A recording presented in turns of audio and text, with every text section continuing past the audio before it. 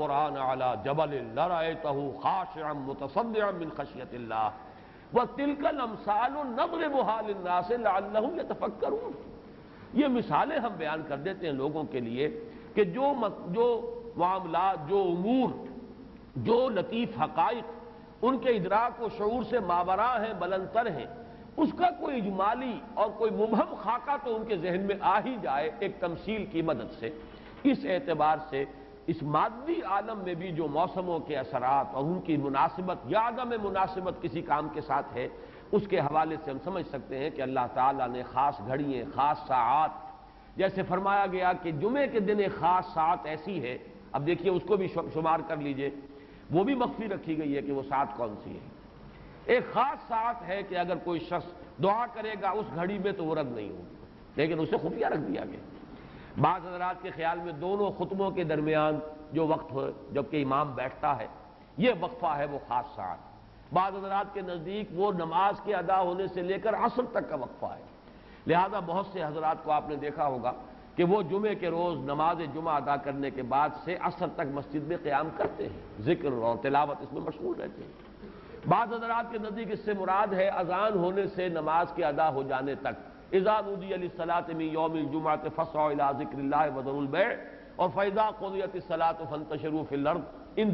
دونوں کے مابین جو وقت ہے وہ گویا کہ اس کا، لیکن اس کو بھی مخفی رکھ دیا گیا۔ وہ جو میں نے کچھ لسٹ گنوائی تھی کہ عظمت والی چیزوں کو اللہ نے چھپایا ہے، اسے مخفی رکھا ہے، اسی میں اس کو بھی شامل کر لیجئے کہ ایک گھڑی ہے جمعے کے دن، ایک وقت ہے، ایک ساعت ہے، اس میں جو دعا کی جائے قبول ہو جائے گی۔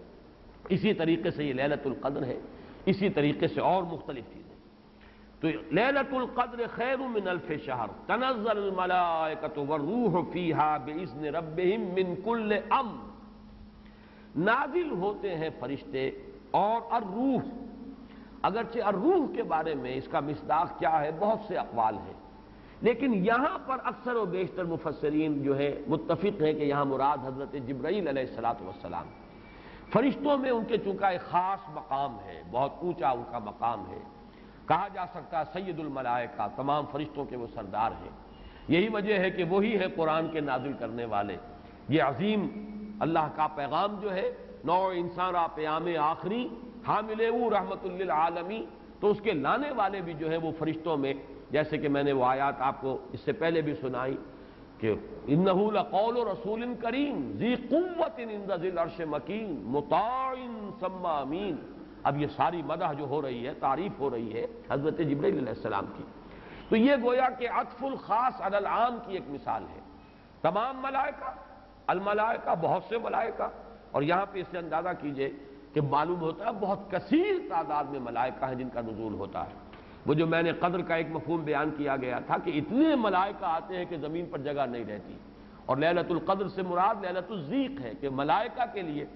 اس کا، چونکہ ابھی حال ہی میں مجھے تجربہ ہوا ہے کہ جب ہم نے طواف وداع کیا ہے تو وہ ہم نے دیکھا ہے ضیق کی وہ کیفیت جو ہے، وہ تنگی کہ وہاں پر جگہ جو ہے آدمی کا سانس لینا مشکل ہو جاتا ہے، اس درجے تنگی۔ تو اب یہ تو ایک عالم مادی کا ضیق تھا جو ہم دیکھا ہے، جس کا ہمیں تجربہ ہو گیا۔ عالم ارواح میں فرشتوں کا ضیق کہ اتنے فرشتے نازل ہو جائیں کہ ان کو تنگی محسوس ہو، ان کو اپنے لیے جگہ نہ مل رہی ہو زمین پر، تو یہ بھی ایک مفہوم ہے۔ تنزل الملائکۃ والروح، نازل ہوتے ہیں فرشتے اور جبرائیل، بالخصوص حضرت جبرائیل علیہ السلام، فیہا، اس شب میں، باذن ربہم من کل امر سلام، وہ اپنے رب کے اذن سے۔ اس میں گویا کہ وہ جڑ کاٹی جا رہی ہے، جیسا کہ میں نے بارہا بیان کیا ہے کہ ایمان بالملائکہ ہی بگڑ کر مشرکانہ نظام کی شکل اختیار کر لیتا ہے۔ یہ دیویوں اور دیوتاؤں کا تصور جو دنیا میں ہے، گاڈز اینڈ گاڈیسز، اور یہ جو بھی عربوں کے ہاں تھا آلہہ کا تصور، یہ در حقیقت فرشتوں کا تصور ہے جو بگڑ گیا۔ ہم جانتے ہیں فرشتہ پہاڑوں کا ایک فرشتہ ہے، ملک الجبال، جو حضور کی خدمت میں حاضر ہوا تھا یوم طائف کو۔ اگر آپ مجھے حکم دیں میں ان پہاڑوں کو آپس میں ٹکرا دوں اور جن لوگوں نے آپ کے ساتھ یہ زیادتی کی ہے وہ سرمے کی طرح پس کر رہ جائیں۔ ملک الجبال ایک فرشتہ ہے کہ جو پہاڑوں پر معمور ہے، اسی کو کہہ دیا گیا پہاڑوں کا دیوتا۔ فرق کیا ہے ملک الجبال اور پہاڑوں کا دیوتا میں؟ فرق کیا ہے؟ دیوتا کے ساتھ تصور یہ کہ اسے کچھ اختیار حاصل ہے، جبکہ فرشتوں کے بارے میں جو صراحت قرآن کرتا ہے ان کے پاس اختیار کوئی نہیں۔ یفعلون ما یؤمرون، وہ وہی کچھ کرتے ہیں جو جس کا انہیں حکم دیا جاتا ہے۔ لا یعصون اللہ ما امرهم ویفعلون ما یؤمرون، وہ اللہ کے کسی حکم کی نافرمانی نہیں کرتے، وہی کرتے ہیں جس کا ان کو حکم ہوتا ہے۔ اور وہ آیت جو میں نے پہلے بھی آج سنائی ہے، حضرت جبرائیل نے حضور کے اس شکوے یا گلے کے جواب میں جو بھی کہا، اپنی وضاحت پیش کی، ما نتنزل الا بامر ربک، اے نبی، اے محمد صلی اللہ علیہ وسلم، آپ کا شوق اپنی جگہ، لیکن ہم نازل نہیں ہو سکتے آپ کے رب کے اذن کے بغیر، آپ کے رب کے حکم کے بغیر، ہمارا اختیار نہیں ہے۔ اور وہ مقام اس اعتبار سے عظیم ترین مقام ہے قرآن مجید کا، ضربۃ السلام ہے، لہو ما بین ایدینا وما خلفنا وما بین ذالک، اللہ ہی کا اختیار ہے اس پر بھی جو ہمارے سامنے ہے، اللہ کے اختیار میں ہے وہ بھی جو ہمارے پیچھے ہے، اور اللہ کے اختیار میں وہ بھی جو ان دونوں کے مابین ہے۔ اب ان دونوں کے مابین کیا ہے؟ میرے آگے یہ سب کچھ ہے، میرے پیچھے یہ سب کچھ ہے، میرے آگے اور پیچھے کے مابین کون ہے؟ میں ہوں۔ گویا کہ ملائکہ بالکلیہ اللہ کے اختیار میں ہے، ان کا کوئی اختیار جو ہے اپنا نہیں ہے، اگرچہ بہت ملائکہ مقربین ہے، مقام بہت بلند ہے، نوری مخلوق ہے۔ چنانچہ مسلم شریف میں حضرت عائشہ صدیقہ رضی اللہ تعالیٰ عنہ سے روایت موجود ہے کہ اللہ نے فرشتوں کو نور سے پیدا کیا، نوری الخلق، نوری الاصل، پھر یہ کہ مقربین، اللہ کے بہت قریب قرب رکھنے والے، لیکن اختیار نہیں، جو حکم ملتا ہے کرتے۔ بس یہ بات پیش نظر رہے تو ایمان بالملائکہ جو لازم ہے، ہمارے ایمانیات کا جزو لا ینفک ہے۔ آمنت باللہ وملائکتہ وکتبہ ورسلہ والیوم الآخر والقدر خیرہ وشرہ من اللہ تعالی والبعث بعد الموت۔ ایمان باللہ کے فوراً بعد ایمان بالملائکہ ہے، لازم ہے۔ لیکن یہ کہ ذرا سا دیکھیے، بال برابر ادھر سے ادھر ہو جانے سے وہ جو ہے کہ رفتم کے خارج پاکشم محمل نہا شد از نظر، یک لحظہ غافل گشتم و 100 سال راہم دور شد، ایک لحظے کی غفلت جو ہے وہ 100 سال کی دوری ڈال دیتی ہے راستے کے اندر، ایک لحظے کی ذرا سی یہ لغزش جو ہے۔ اگر ان ملائکہ کے بارے میں یہ تصور قائم ہو جائے کہ یہ بھی صاحب اختیار ہے تو ٹھیک ہے، پھر کچھ دنڈوت ہونی چاہیے،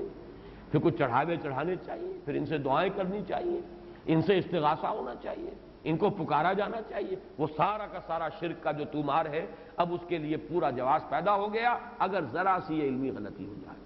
تو اسی لیے یہاں پر خاص طور پر تنزل الملائکۃ والروح فیہا باذن ربہم، اپنے رب کے اذن سے نازل ہوتے، از خود نازل نہیں ہوتے۔ یہی بات ہے کہ جو وہاں فرمائی گئی ہے اس سورہ مبارکہ میں،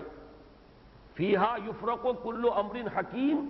امرا من عندنا، ہمارے پاس سے وہ امر جاتا ہے،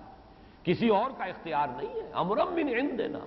اس کا فیصلہ ہم کرتے ہیں، یدبر الامر ہم ہیں، تدبیر امر ہم کرتے ہیں، فیصلہ کرنے والے ہم ہیں، حکم دینے والے ہم ہیں، تقدیر کا تعین کرنے والے ہم ہیں، اس کے لیے حکم ایشو کرنے والے ہم ہیں۔ تو فرمایا امرا من عندنا انا کنا مرسلین، اور ہم ہی ہیں کہ جو بھیجنے والے ہیں، اپنے فرشتوں کو بھیجتے ہیں تنفیذ امر کے لیے، اپنے رسولوں کو بھیجتے ہیں لوگوں کو خبردار کرنے کے لیے، جو کہ اگلی صورت کا مقصد ہے، جو مرکزی مضمون ہے کہ مقصد رسالت ہے کیا۔ تو فرمایا تنزل الملائکۃ والروح فیہا باذن ربہم من کل امر۔ اب دیکھیے کل امر کس طرح یہ الفاظ جو ہے ایک دوسرے کے ساتھ ان دونوں مقامات کے جو ٹیلی کر رہے ہیں۔ انا انزلناہ فی لیلۃ القدر، انا انزلناہ فی لیلۃ مبارکۃ، قدر اور مبارک یہ دونوں ایک دوسرے کے مقابل میں آ گئے۔ یہاں فرمایا من کل امر، تنزل الملائکۃ والروح فیہا باذن ربہم من کل امر، وہاں فرمایا فیہا یفرق کل امر حکیم امرا من عندنا انا کنا مرسلین۔ اس شب میں ایشو ہو جاتے ہیں تمام معاملات، تمام فیصلے، اور ہوتے ہیں ہمارے پاس سے۔ یہ غالباً جو ہمارے ہاں فیصلے، عدالتی فیصلے ہوتے ہیں، ان میں بھی خاص الفاظ آتے ہیں کہ یہ عدالت کا اپنا فیصلہ ہے، یا ہم اپنے فیصلے سے یہ بات جو ہے اس کا تعین کر رہے ہیں۔ تو امرا من عندنا، یہ ہمارا فیصلہ ہمارے پاس سے اس کی تعین ہوتی ہے۔ سلام ہی حتی مطلع الفجر، سلام میں ایک تو یہ بات کہ نحوی اعتبار سے کہ اس کا مبتدا محذوف ہے، وہ سلامتی ہی سلامتی ہے، اور سلام کے دو معنی کیے گئے ہیں، ایک تو جو سلام کا یا سلامتی کا ذریعہ بنے، یہ رات سلامتی کی رات ہے، اس رات میں سلامتی حاصل کی جا سکتی ہے، اس رات میں اللہ کی مغفرت حاصل کی جا سکتی ہے، اللہ کے عفو و درگزر کے عام ہونے کی رات ہے۔ ایک یہ کہ اس رات میں مولانا اصلاحی صاحب نے ایک بڑا پیارا لفظ استعمال کیا ہے کہ جو شیاطین جن ہیں ان پر کرفیو لگا دیا جاتا ہے، جیسے رمضان مبارک کے بارے میں آیا ہے کہ ان جو شیاطین ہیں ان کو قید کر دیا جاتا ہے، یعنی یہ کہ برائی کے جو محرکات و دواعی ہیں ان میں کمی آ جاتی ہے، خیر کے دواعی اور داعیات و محرکات وہ اس کے اندر نکھرتے ہیں، ابھرتے ہیں، اور یہ ہر شخص کو اندازہ ہے رمضان مبارک کا ایک خاص ماحول ہوتا ہے۔ اس میں واقعہ یہ ہے کہ اگرچہ بدطینت لوگ اس میں بھی بد کرداری کا معاملہ کرتے ہیں، لیکن یہ کہ طبیعت جو عام ماحول اس ماہ مبارک کا ہوتا ہے اس میں خیر کا کرنا نسبتاً بہت آسان دوسرے دنوں کے مقابلے میں، اور برائی کی طرف میلان جو ہے وہ زیادہ ہی شدید ہوگا تو شاید اس کا جو ہے اظہار ہو جائے، ورنہ عام طور پر برائی کے میلانات جو ہیں ان میں کمی پیدا ہو جاتی ہے۔ تو سلام ایک تو اس معنی میں کہ سلامتی حاصل کرنے والی رات، دوسرے یہ کہ اس رات میں سلامتی ہوتی ہے کہ جنات جو ہیں شیاطین جن ان کے اوپر پابندیاں ہیں، قدغنے ہیں، اور ایک یہ لفظ لایا گیا ہے سالم کے معنی میں، سالم پوری رات،